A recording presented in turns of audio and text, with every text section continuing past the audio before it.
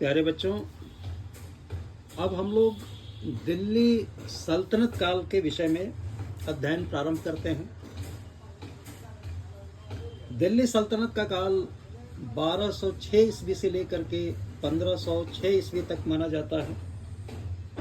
इसका सामान्य परिचय की अगर हम लोग बात करें तो सल्तनत शब्द अरबी भाषा के सलत शब्द से बना है, जिसका अर्थ होता है दबदबा। सल्तनत का व्यवहारिक अर्थ राज्य भी है। अगर हम लोग सल्तनत काल के क्रम के रूप में देखें तो शासक वंश और उसकी शासन अवधि कुछ इस तरह से है। सबसे पहले आदि तुर्क या तथाकथित गुलाम वंश कहा जाता है। इसमें 1206 ईस्वी से 1290 ईस्वी तक शासन करते हैं। फिर खलजी वंश का समय आता है जो 1290 से 1320 ईस्वी तक शासन करते हैं। इसके बाद तुगलक वंश का समय आता है जो 1320 से 1413 ईस्वी तक शासन करते हैं। सैयद वंश का समय आता है जो 1414 से 1451 वंश तक ईस्वी तक शासन करते हैं। और अंततः लोदी वंश का समय आता है सल्तनत काल में जो 1451 से 1526 ईस्वी तक शासन करते हैं। अब दिल्ली सल्तनत के अंतर्गत 5 शासक वंश आते हैं, जिनमें से प्रथम 3 तुर्की मूल के थे और अंतिम राजवंश यानी लोदी राजवंश ये अफगानी मूल के थे। इसलिए सल्तनत काल को तुर्क अफगान काल की संज्ञा भी दिया जा सकता है। आदि तुर्क या तथाकथित गुलाम वंश के शासक के बारे में अगर बच्चों हम लोग बात करें तो इसमें कुतुबुद्दीन ऐबक का शासनकाल सबसे पहले आता है जो 1206 से 1210 ईस्वी तक होता है। फिर आराम शाह शासक बनते हैं जो 1210 से 1211 के बीच में। इसके बाद शमसुद्दीन इल्तुतमिश का समय आता है जो 1211 से 1236 ईस्वी तक शासन करते हैं। इनके पश्चात रुकनुद्दीन फिरोज शाह जो 1236 में शासक बनते हैं। फिर रजिया सुल्तान आती है जो 1236 से 40 ईस्वी तक शासन करती है। मुइजुद्दीन बहराम शाह ये 1240 से 42 के बीच में शासन करते हैं। अलाउद्दीन मसूद शाह 1242 से 46 के बीच में शासन करते हैं। नासिरुद्दीन आते हैं जो 1246 से 65 तक शासन करते हैं। और गयासुद्दीन बलबन जो 1265 से लेकर के 1286 ईस्वी तक शासन करता है। फिर कैकुबाद का समय आता है जो 1287 से 90 वर्ष तक। और कैमूर्स जो है 1290 में शासक बनता है। इसके बाद फिर खलजी वंश आ जाता है। खलजी वंश के शासकों की अगर बात करें तो सर्वप्रथम जलालुद्दीन फिरोज खलजी 1290 से 96 के बीच में। इसके बाद रुकनुद्दीन इब्राहिम बनते हैं 1296 में। फिर अलाउद्दीन खलजी आता है 1296 से लेकर के 1316 ईस्वी तक इसका शासन होता है। फिर सिहाबुद्दीन उमर आता है जो 1316 में बनता है। कुतुबुद्दीन मुबारक खलजी आता है जो 1316 से 1320 तक शासन करता है। और नासिरुद्दीन खुसरो 1320 में। इसके पश्चात फिर तुगलक वंश का समय आ जाता है। तो तुगलक वंश के शासक की अगर बात करें तो गयासुद्दीन तुगलक प्रथम होते हैं जो 1320 से लेकर के 1325 तक शासन करते हैं। इसके पश्चात मोहम्मद बिन तुगलक का समय आता है जो 1325 से लेकर के 1351 ईस्वी तक शासन करते हैं। फिर फिरोज शाह तुगलक का समय आता है जो 1351 से 1388 ईस्वी तक शासन करते हैं। तत्पश्चात गयासुद्दीन शाह तुगलक द्वितीय 1388 से 89 के बीच में। फिर अबू बकर 1389 से 1390 के बीच में। नासिरुद्दीन मोहम्मद शाह ये 1390 से 1394 के बीच में। अलाउद्दीन सिकंदर शाह 1394 में शासक बनता है। और महमूद शाह 1394 से लेकर 1413 ईस्वी तक शासन करता है। इसके पश्चात फिर सैयद वंश के शासक आ जाते हैं, जिसमें खिज्र खां होता है 1414 से लेकर के 1421 ईस्वी तक शासक होता है। मुइजुद्दीन मुबारक शाह आता है जो 1421 से लेकर के 1434 ईस्वी तक शासन करता है। मोहम्मद शाह आता है जो 1434 से लेकर के 1445 तक ये शासक होता है। और अलाउद्दीन आलम शाह ये 1445 से 1451 तक शासक होते हैं। तत्पश्चात फिर लोधी वंश आ जाता है। जिसमें बहलोल लोदी 1451 से लेकर के 1489 ईस्वी तक शासक होता है। फिर सिकंदर लोदी आता है जो 1489 से 1517 ईस्वी तक शासक होता है, और इब्राहिम लोदी 1517 से लेकर के 1526 ईस्वी तक शासन होता है। अब कुछ शासक हैं जिनके नाम से ये शब्द बने हैं, जैसे मुइज्जू शब्द बना है, वो मुइज्जिदुन मोहम्मद गोरी के परिवार से संबंधित है। कुतुबी शब्द जो है कुतुबुद्दीन ऐबक के परिवार से संबंधित है। शमसी ये शमसुद्दीन इल्तुतमिश के परिवार से संबंधित है। जलाली एक शब्द आता है जो जलालुद्दीन फिरोज खलजी के परिवार से संबंधित है। अलाई ये अलाउद्दीन खलजी के परिवार से संबंधित है। तुगलकी एक शब्द आता है, वो तुगलक वंश से संबंधित है।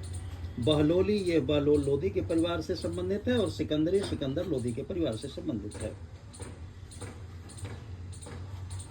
आदि तुर्क या तथा कथित गुलाम वंश जो 1206 से 1290 ईस्वी तक की समय है, इनके नामकरण की समस्या वास्तव में 1206 ईस्वी से 1290 ईस्वी तक दिल्ली पर शासन करने वाले एक नहीं वरन 3 अलग अलग वंश के थे। कुतुबुद्दीन ऐबक के वंश ने 1206 से 1211 ईस्वी, शमसुद्दीन इल्तुतमिश के वंश ने 1211 से 1266 ईस्वी, और गयासुद्दीन बलबल के वंश ने 1266 से 1290 वंश तक शासन किया था। प्रस्तुत अवधि में जिन तुर्कों ने उत्तर भारत पर शासन किया उन्हें फारसी इतिहासकारों ने मुइज्जुद्दीन यानी पूर्व में खिलजी व पश्चिम में कुबाचा समेत कुतबी, शमसी एवं बलबनी वर्गों में बांटा है। यद्यपि यह विभाजन वंश वृक्षीय दृष्टि से सही है, किंतु यह इस युग में शासन के विभिन्न परिस्थितियों के पीछे जो निरंतरता है और उसकी ओर ध्यान नहीं देता, अतः इन नामों को स्वीकार नहीं किया जा सकता। आधुनिक इतिहासकार उन्हें पठान, गुलाम, इल्बरी तुर्क, ममलूक तुर्क, आदि तुर्क या आरंभिक तुर्क की संज्ञा देते हैं। अब इन नामों पर विचार करें। जो पठान, चूंकि ये निश्चित रूप से पठान नहीं थे इसलिए उन्हें पठान की संज्ञा देना ठीक नहीं है। गुलाम, कुतुबुद्दीन ऐबक को छोड़ करके शेष सभी ने वंश के संस्थापक इल्तुतमिश और बलबन राज्यारोहण के पूर्व ही समस्त दागता से मुक्ति प्राप्त कर लिए थे, अतः उन्हें गुलाम भी कहना उचित नहीं है। इल्बरी तुर्क, केवल इल्तुतमिश इल्बरी तुर्क था, बाकी नहीं, अतः इल्बरी तुर्क की संज्ञा भी खारिज हो जाता है। ममलूक तुर्क, ममलूक अरबी शब्द है जिसका अर्थ होता है गुलाम, परंतु ममलूक और दास में एक अंतर था। दास आम तौर पर जन्मजात होता था, जबकि ममलूक स्वतंत्र माता पिता की संतान होता था। ममलूक, इसलिए ममलूक तुर्क कुछ हद तक तो ठीक है, लेकिन यह बेदाग नहीं है। आदि तुर्क, आरंभिक तुर्क, प्रस्तुत प्रश्न के सभी दृष्टिकोण के विचार करने पर इस समय के जो भारतीय शासक हैं उन्हें आदि तुर्क या आरंभिक तुर्क कहना सर्वाधिक उपयुक्त लगता है। मोहम्मद गोरी के उत्तराधिकारी की अगर बात करें तो इसमें मोहम्मद गोरी की मृत्यु 1206 ईस्वी में होती है। उसके बाद अलाउद्दीन कुछ समय के लिए गजनी शासक का शासक बनता है, किंतु शीघ्र ही मोहम्मद गोरी के बड़े भाई गयासुद्दीन के पुत्र गयासुद्दीन मोहम्मद ने अपदस्थ करके गजनी पर अधिकार कर लिया। साथ ही गयासुद्दीन महमूद ने गोर शाखा को भी हथिया लिया, परंतु उसे आंतरिक विद्रोह एवं बाहरी आक्रमणों दोनों का भय सताने लगा। ख्वारिज़्म शाह गोर एवं गजनी को हड़पने पर तुला हुआ था, और गयासुद्दीन महमूद में इतनी क्षमता नहीं थी कि उसके आक्रमणों की बाढ़ को वह रोक सके। इधर देश के भीतर ताजुद्दीन यल्दौज, नासिरुद्दीन कुबाचा, कुतुबुद्दीन ऐबक स्वतंत्र होने की इच्छा रखते थे। गयासुद्दीन महमूद इनके विद्रोहों को रोकने में अशक्त था, अक्षम था। अस्तु मोहम्मद गोरी के मरते ही उसके साम्राज्य का बंटवारा आरंभ हो गया। ताजुद्दीन यल्दौज जो किरमान का हाकिम था, उसने गजनी पर अधिकार कर लिया और भारत को भी अपने आधिपत्य में लाने के मंसूबे बनाने लगा। नासिरुद्दीन कुबाचा जो मुल्तान व उच्च का हाकिम था, उसने सारे सिंध पर कब्जा कर लिया और स्वतंत्र होने की इच्छा करने लगा। कुतुबुद्दीन ऐबक यह सल्तनत वंश का संस्थापक माना जाता है। भारतवर्ष में 1206 से लेकर के 1210 ईस्वी तक इसका शासन होता है। इसके आरंभिक जीवन के बारे में अगर बात करें तो कुतुबुद्दीन ऐबक ऐबक अर्थात चंद्रमा का स्वामी नामक तुर्क जनजाति का था।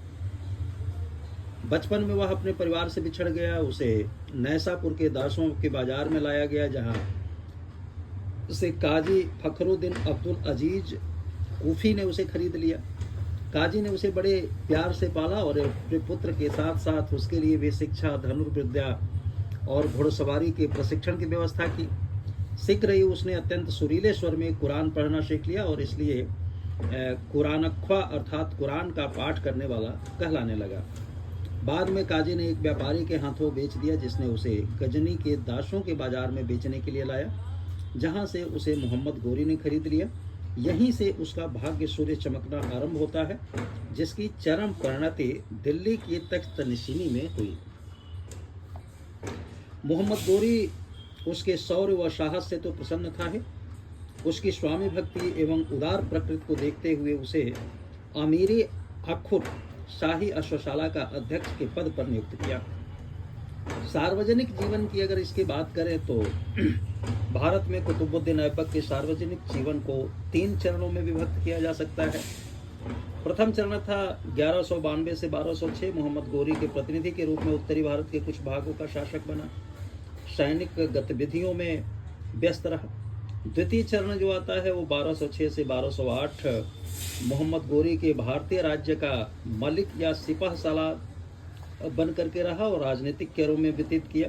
और तृतीय चरण 1208 से 1210 स्वतंत्र भारतीय राज्य का औपचारिक अधिकार प्राप्त शासक था, दिल्ली सल्तनत का मानचित्र स्थिर करने में व्यतीत किया।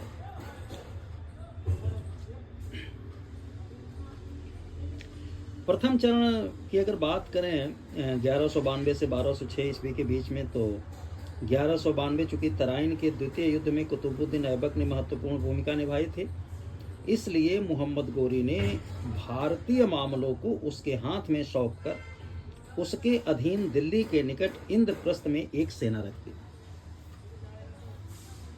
1193 में तोमर राजा को पदच्युत करके कुतुबुद्दीन ऐबक ने दिल्ली पर कब्जा कर लिया और इसी वर्ष से दिल्ली गोरी के भारतीय राज्य की राजधानी बन गई। 1193-94 की अगर बात करें तो वर्ष 1193-94 ईस्वी में कुतुबुद्दीन ऐबक ने डोर राजपूतों द्वारा बरन यानी बुलंदशहर, मेरठ, कोयल यानी अजयगढ़ के किए गए विद्रोह को सफलतापूर्वक दमन करता है। 1194 में मोहम्मद गोरी के चंदावर के युद्ध अभियान में ऐबक ने साथ दिया। 1195 में हरिराज चौहान, ये पृथ्वीराज तृतीय का भाई था, द्वारा रणथंभौर व अजमेर में किए गए विद्रोह का दमन किया।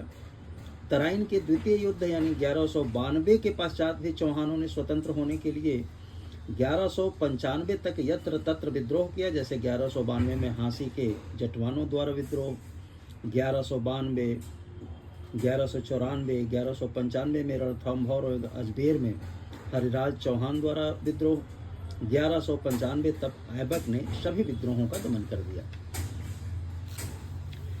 1195-96 मोहम्मद गोरी के बयाना या ग्वालियर अभियान में ऐबक ने पूरी तन्मयता से उसका साथ दिया था। 1197 में गुजरात के सोलंकी भीम द्वितीय 1197 में ऐबक ने गुजरात के सोलंकी शासक भीम द्वितीय पर आक्रमण किया। भीम द्वितीय ने ऐबक को अच्छी टक्कर दी और ऐबक को पराजय के कगार पर पहुंचा दिया। ऐबक ने परिस्थिति की गंभीरता को भांपते हुए गजनी से सहायक सेना मंगवा ली, जिसकी सहायता से अपनी पराजय को उसने जय में बदल डाला और गुजरात को लूटा। लेकिन इसके बावजूद गुजरात का शासन सीधे अपने हाथों में नहीं लिया। 1202-3 की बात करें तो बुंदेलखंड के चंदेल परिमर्दन को पराजित करके ऐबक ने कालिंजर, महोबा व खजुराहो पर अधिकार कर लिया। और 1205-6 में मोहम्मद गोरी के भारत के अंतिम अभियान मतलब पंजाब के खोखरों के विरुद्ध में ऐबक ने साथ दिया था। अगर द्वितीय चरण की बात करें तो 1206 से 1208 ईस्वी के बीच में मोहम्मद गोरी अपनी आकस्मिक मृत्यु के कारण अपने उत्तराधिकारियों के संबंध में कोई निश्चित निर्णय नहीं ले पाया था। कारण कि मोहम्मद गोरी को गाढ़े समय में उसके अपने कुटुंब के लोग एवं गोर के सरदारों ने बड़ा निराश किया था। ऐसे स्थिति में अपनी सल्तनत की रक्षा के लिए वह केवल अपने दासों पर ही विश्वास कर सकता था। मिनहाज उस सिराज के अनुसार मोहम्मद गोरी ने एक बार फिर कहा था, अन्य सुल्तानों के 1 या 2 बेटा हो सकते हैं, मेरे अनेक हजार बेटे हैं, अर्थात मेरे तुर्की गुलाम जो मेरे बाद उन राज्यों के खुतबे में मेरा नाम सुरक्षित रखेंगे। जब मोहम्मद गोरी की मृत्यु हुई तो उसके प्रमुख विश्वास पात्रों में 3 ताजुद्दीन यल्दौज, नासिरुद्दीन कुबाचा व कुतुबुद्दीन ऐबक ने स्वयं को एक समान स्थिति में पाया। अतः तीनों में संघर्ष होना स्वाभाविक था और योग्यतम व्यक्ति ही उसकी सल्तनत प्राप्त कर सकता था। कुतुबुद्दीन ऐबक निश्चित रूप से मोहम्मद गोरी के वरिष्ठ दासों में सबसे योग्य था और वही उसका वास्तविक उत्तराधिकारी बन सकता था या अधिकारी बन सकता था। लगता है गोरी भी यही चाहता था कि ऐबक भारत में उसका उत्तराधिकारी बने, क्योंकि फक्रे मुदब्बिर के अनुसार जब गोरी 1206 ईस्वी में खोखरों को हराकर गजनी वापस लौटने लगा तो उसने ऐबक को मलिक अर्थात 10 अमीरों का सेना नायक का पद प्रदान किया था तथा उसे नियमित रूप से अपना वली अहद अर्थात सुल्तान का उत्तराधिकारी नियुक्त किया था। कुछ विद्वान जैसे हबीब एवं निजामी के अनुसार गोरी ने किसी को अपना उत्तराधिकारी नियुक्त नहीं किया था। ऐबक जब गोरी की मृत्यु का समाचार लाहौर के तुर्क सरदारों से विदित हुआ तो उन्होंने ऐबक को राज शक्ति धारण करने के लिए आमंत्रित किया। ऐबक लाहौर पहुंचा और राज्य की बागडोर अपने हाथ में ले ली, किंतु उसका औपचारिक राज्याभिषेक गोरी की मृत्यु के 3 महीने बाद 24 जून 1206 ईस्वी को संपन्न हुई। 1206 में भारत के गोरियों के अधीन मुल्तान, उच्छ, नहरवाला, परशोर, सियालकोट, लाहौर, ताबर हिंद या भटिंडा को बोलते हैं, कराही, अजमेर, हांसी, सिरसा, कोहराम, मेरठ, कोयल, दिल्ली, थनकर, बदायूं, ग्वालियर, मीरा, बनारस, कन्नौज, कलिंजर, अवध, मालवा, बिहार व लखनौती शामिल थे। ऐबक को सुल्तान स्वीकार अवश्य किया गया था, किंतु अभी वह दास ही था और इस्लामी प्रथा के अनुसार कोई दास सुल्तान होने का अधिकारी नहीं होता।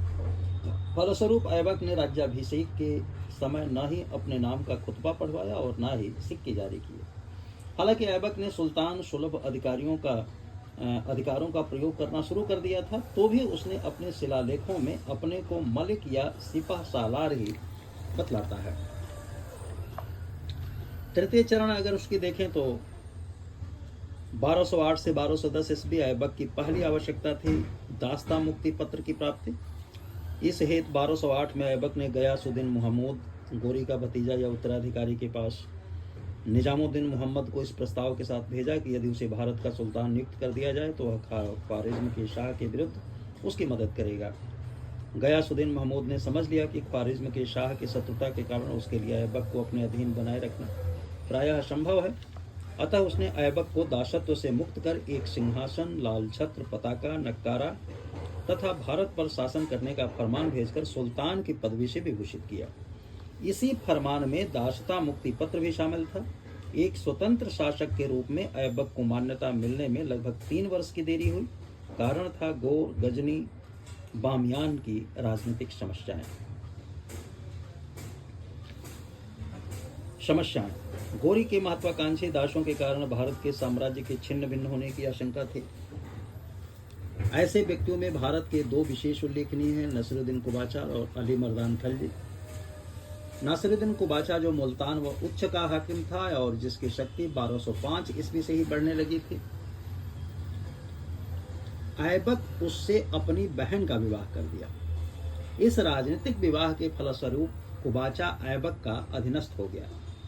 अली मर्दान खलजी जिसने 1206 ईस्वी में इख्तियारुद्दीन मोहम्मद बिन बख्तियार खलजी का वध करके बंगाल का शासक बन बैठा था और स्वतंत्र होने का इच्छुक था, किंतु अन्य खलजी सरदार उसे इख्तियारुद्दीन मोहम्मद का हत्यारा होने के चलते घृणा व नापसंद करते थे। ऐबक को पश्चिमोत्तर सीमा को सुरक्षित करना था। ताजुद्दीन यल्दौज जो ऐबक का ससुर भी था, गजनी का स्वामी बन बैठा था। गजनी गोरी की राजधानी रही थी, इस कारण यल्दौज अपने को गोरी का वैध उत्तराधिकारी मानता था और भारतीय सरदारों को अपने अधिकार में लाने का इच्छुक था। यल्दौज से भी अधिक भय ख्वारिज्म के शाह का था जो गोरी के समस्त राज्य को हथियाना चाहता था। ऐबक ने कुबाचा को मिलाकर अपनी स्थिति सुदृढ़ कर ली और फिर लाहौर में रहकर पंजाब की स्थिति मजबूत करने लगा। इस प्रकार ऐबक को यल्दौज की ओर से भय जाता रहा। यल्दौज के अकस्मात गजनी के निकट पहुंचने से ऐबक घबरा गया और तुरंत शंगे मुख के मार्ग से भारत भाग आया। लगभग 40 दिन तक ऐबक गजनी का स्वामी बना रहा। यद्यपि ऐबक गजनी पर अधिकार कायम रखने में असफल रहा, फिर भी यल्दौज ने ऐबक की शक्ति की थाह पा ली और भविष्य में उसके विरुद्ध कोई आक्रमण नहीं किया। इस प्रकार ऐबक को यल्दौज की ओर से भय जाता रहा। इसके अतिरिक्त ऐबक को अनेक हिंदू विद्रोहों को सामना करना पड़ा। गोरी के मरने की सूचना पाते ही राजपूतों ने स्वतंत्र होने के प्रयास तेज कर दिए। चंदेल शासक त्रैलोक्य वर्मा ने कालिंजर पर पुनः अधिकार कर लिया। उसने तुर्कों को अपने राज्य से बाहर खदेड़कर उनका दक्षिण की ओर बढ़ना दुष्कर कर दिया था। परिहारों ने ग्वालियर का दुर्ग छीन लिया। गंगा यमुना के दोआब में कई छोटे बड़े राजा थे जिन्होंने कर देना बंद कर दिया और तुर्कों को वहां से निकाल करके बाहर कर दिया। जयचंद्र का उत्तराधिकारी हरिश्चंद्र ने गढ़वालों की शक्ति को पुनर्जीवित करने का प्रयास किया और बदायूं और फर्रुखाबाद पर कब्जा कर लिया। सेन वंशी शासक पूर्वी बंगाल से पश्चिम की ओर बढ़कर अपना राज्य लौटाने के लिए सचेष्ट थे। ऐबक ने पूर्वी व पश्चिमी सीमाओं की सुरक्षा की व्यवस्था करके दोआब के राजाओं पर दबाव डाला, किंतु यल्दौज के भय के कारण अपनी सारी शक्ति के साथ राजपूतों से युद्ध नहीं कर सका। फल यह हुआ कि यद्यपि उसने गढ़वालों से बदायूं छीनकर अपने एक दास इल्तुतमिश को नियुक्त किया, वह दूसरे राज्यों को अधीनस्थ बनाया, किंतु कालिंजर चंदेल शासक से व ग्वालियर परिहार शासक से उसको जीतने की व्यवस्था नहीं कर सका।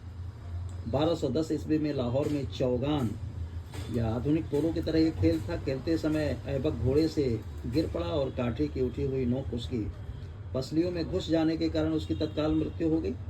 उसे वहीं लाहौर में दफना दिया गया और उसकी कब्र पर एक साधारण स्मारक बना दिया गया। अगर ऐबक की उपलब्धियों के बारे में हम लोग बात करें तो ऐबक एक दक्ष घुड़सवार, अचूक तीरंदाज तथा योग्य सेनानायक था। उत्तरी भारत के विजय में उसकी निरंतर सतर्कता उतनी ही महत्वपूर्ण है जितना गोरी का दृढ़ संकल्प। गोरी योजना तैयार करता था और निर्देश देता था तथा ऐबक उसकी योजना को क्रियान्वित करता था। ऐसे समय में जबकि मध्य एशिया में अभियान बार बार गोरी के कार्यों में बाधक सिद्ध हो रहे थे, ऐबक ही था जिसने भारत में अपने स्वामी की विस्तारवादी नीति को जारी रखा।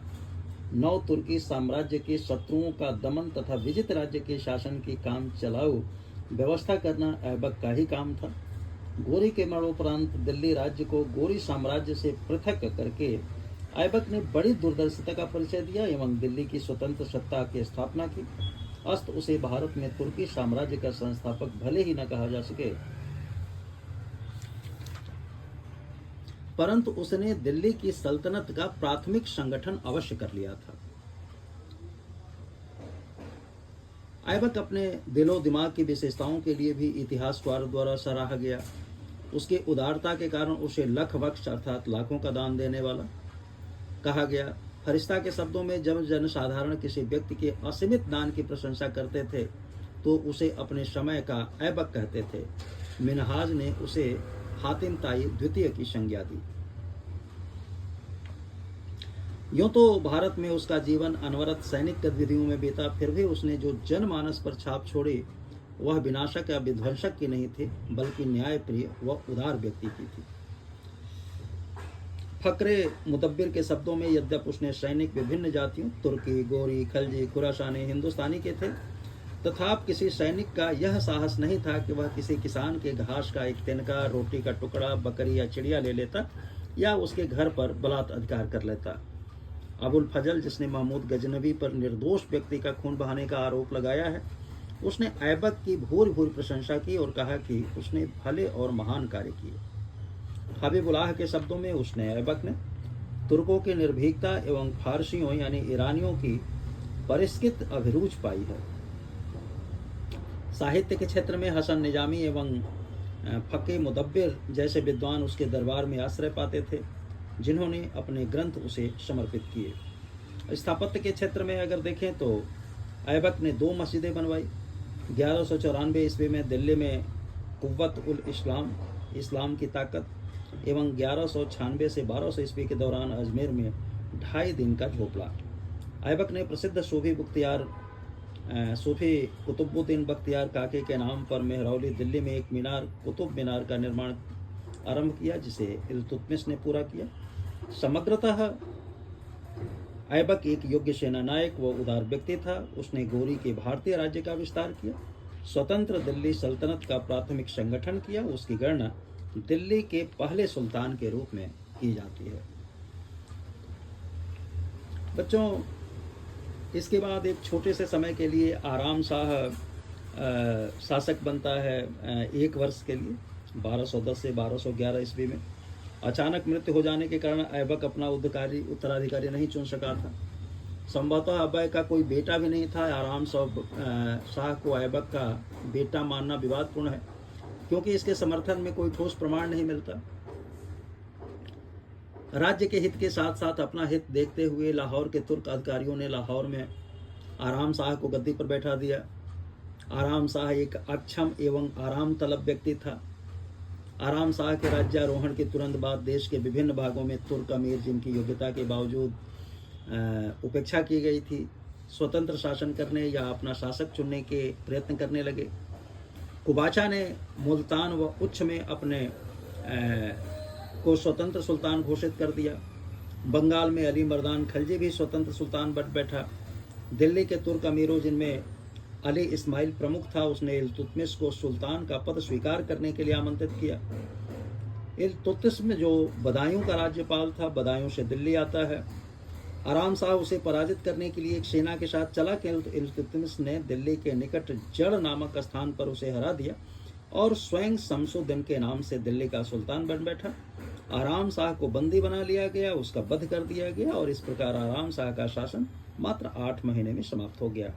तो कुतुबुद्दीन ऐबक के बाद जो आराम शाह की चर्चा थी कुछ इस तरह थे। जब अगला लेक्चर हम लोग शुरू करेंगे तो उसमें शमसुद्दीन इल्तुतमिश के बारे में चर्चा करेंगे, जो 1211 ईस्वी से लेकर के 1236 ईस्वी तक भारतवर्ष पर शासन करता है। बहुत बहुत शुभकामनाएं।